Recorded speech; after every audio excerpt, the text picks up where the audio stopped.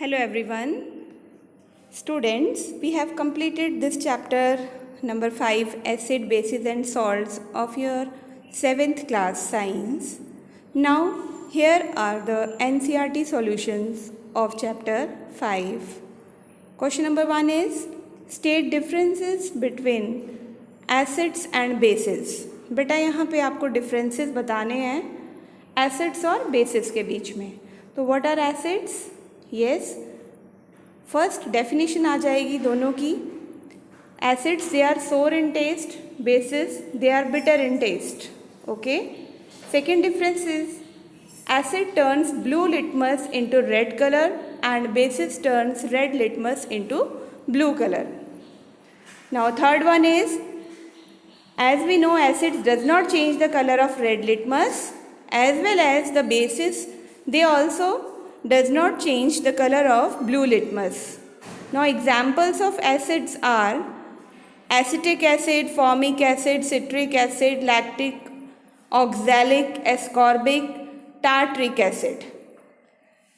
Examples of bases are calcium hydroxide, ammonium hydroxide, sodium hydroxide. Means a number of acids, a number of bases, they are present in the nature. Next question is question number 2. Ammonia is found in many household products such as window cleaners. It turns red litmus blue. What is its nature? बेटा हम Windows को साफ़ करने के लिए अपने घरों में अमोनिया यूज़ करते हैं.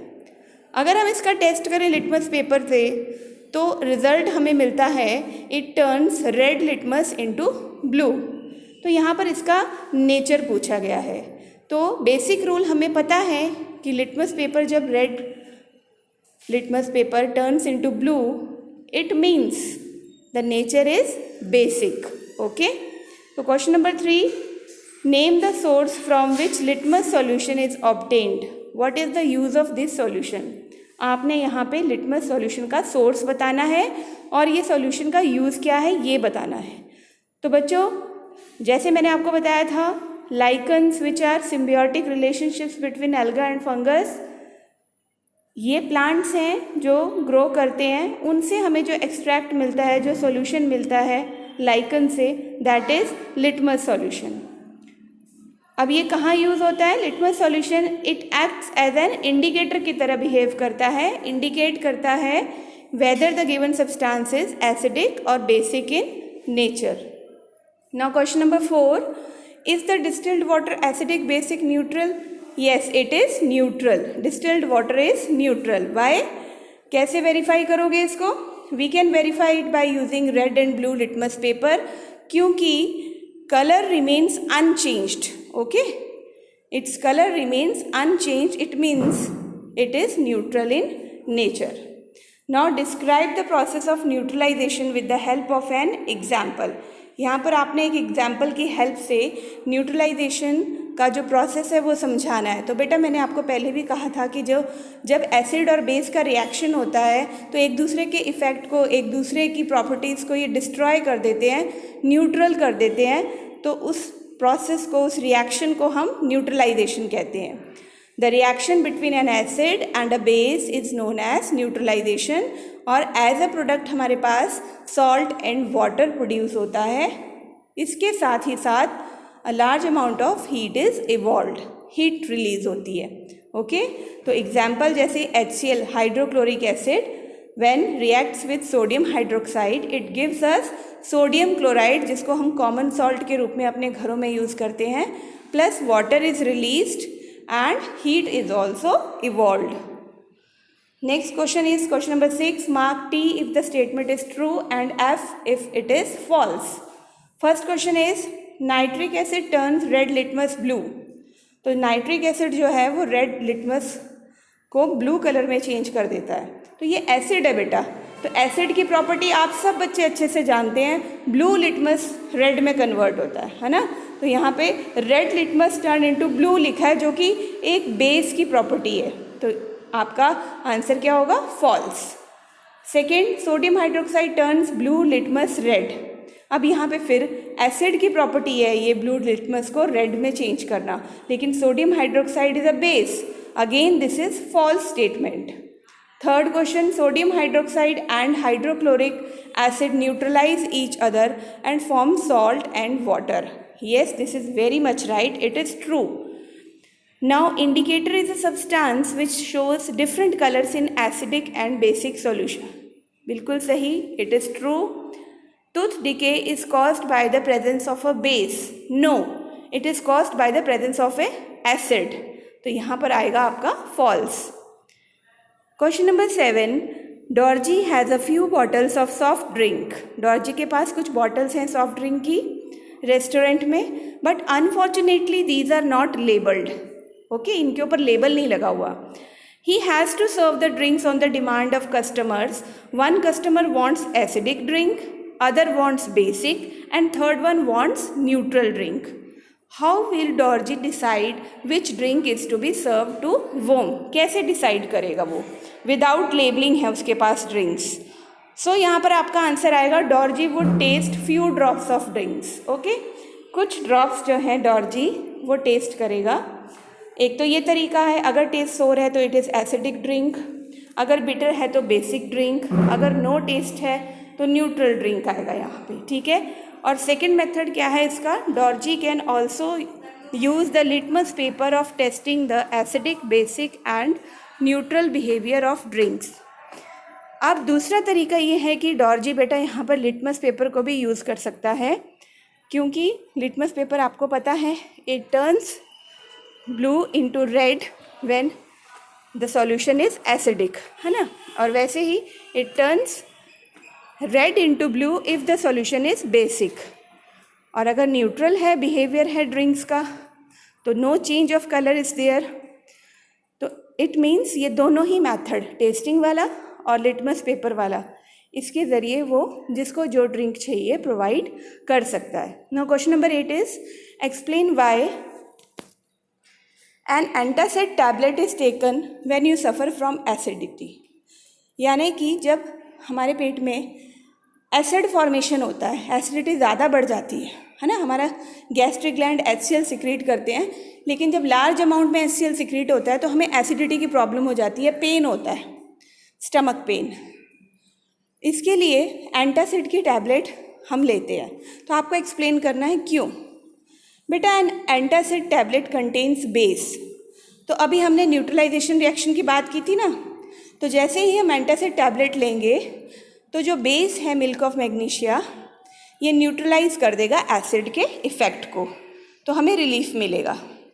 Next is calamine solution is applied on the skin when an ant bytes. जब एक चींटी हमें काट लेती है तो हम कैलामाइन सोल्यूशन लगाते हैं. You have to explain why. Calamine solution contains zinc carbonate. Okay, जो बेसिक होता है नेचर में, ये न्यूट्रलाइज कर देता है एंट बाइट के फॉर्मिक एसिड को, क्योंकि एंट बाइट हमारे अंदर कौन सा एसिड इंजेक्ट करती है? Formic acid. तो हमें रिलीफ मिल जाता है. Again this is an example of neutralization reaction. C part, factory waste is neutralized before disposing it into the water bodies. यहाँ लिखा है कि जो फैक्ट्री वेस्ट है वो न्यूट्रलाइज किया जाता है, उसको वाटर बॉडीज़ में डालने से पहले हम लोग न्यूट्रलाइज करते हैं. तो what is this? Factory waste is acidic in nature and may cause harm to aquatic life. यहाँ पर बेटा हम बात कर रहे हैं एसिडिक नेचर की. अगर ये वेस्ट एसिडिक हुआ, it may cause harm to aquatic life, therefore it is neutralized before disposing it into the water bodies. Okay, there question number 9. 3 liquids are given to you. One is hydrochloric acid, another is sodium hydroxide, and third one is sugar solution. How will you identify them? You have only turmeric indicator. Now turmeric shows yellow color in acidic and neutral solutions and reddish brown color in basic solutions.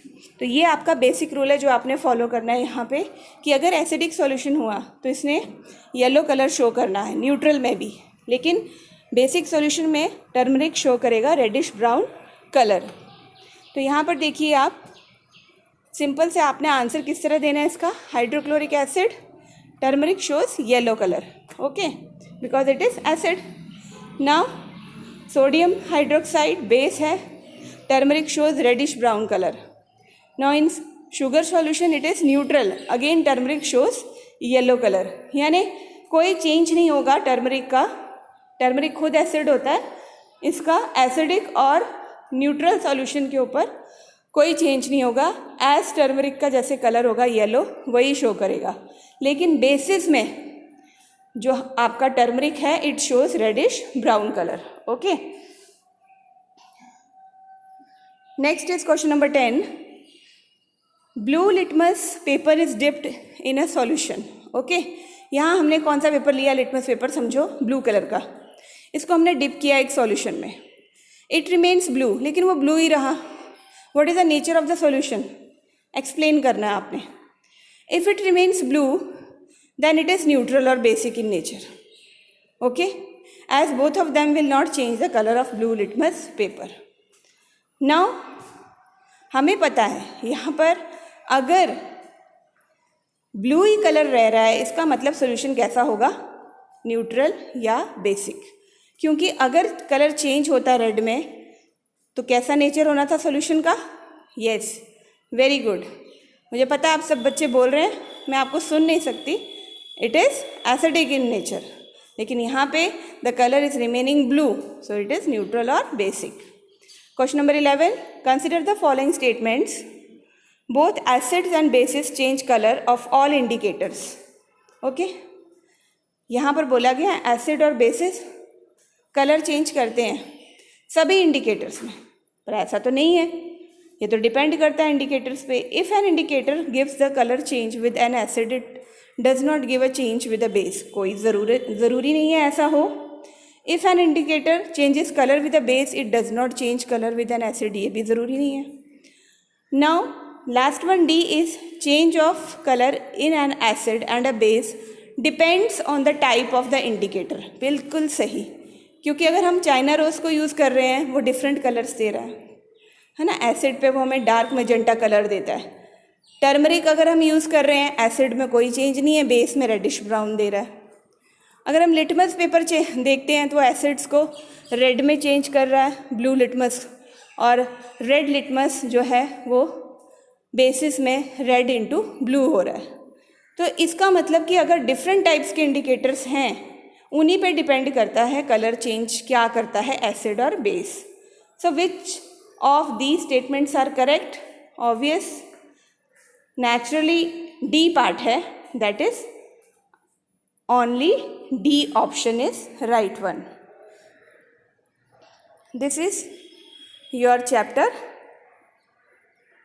I hope you all enjoyed a lot. बेटा next chapter की video आपको बहुत जल्दी मिल जाएगी with in 2 days. तब तक इन solutions को आप नोट डाउन कर सकते हो, समझ सकते हो. कोई क्वायरीज हो कमेंट बॉक्स में लिखिए. इस वीडियो को ज़्यादा से ज़्यादा लाइक कीजिए, शेयर कीजिए, चैनल को सब्सक्राइब कीजिए अगर अभी तक नहीं किया है. Thank you. Have a nice day.